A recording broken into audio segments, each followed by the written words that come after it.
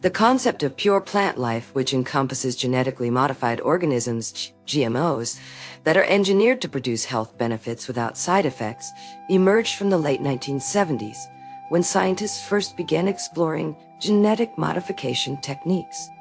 The development of recombinant DNA technology in the early 1980s allowed for precise manipulation of plant genomes, leading to a boom in research and experimentation aimed at enhancing nutritional content or improving health outcomes.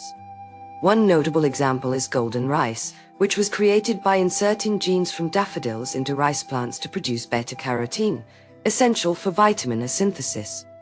The first genetically modified, GM crop approved for human consumption, BT cotton, introduced in India in 1908, began with trials and pilot projects before expanding into commercial production.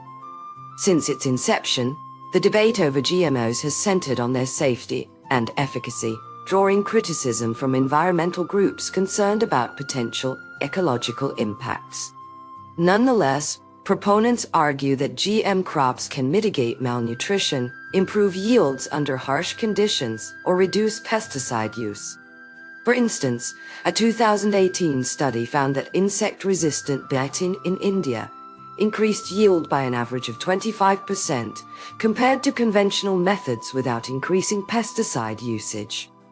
In terms of health benefits, biofortified crops like iron-rich pearl millet and zinc-enhanced rice have demonstrated success in reducing micronutrient deficiencies prevalent in developing nations.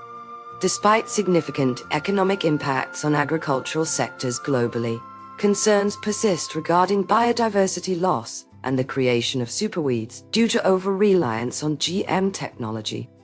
However, research continues to refine methods for creating more sustainable and beneficial GMOs, including those designed to improve soil health or produce compounds with antimicrobial properties.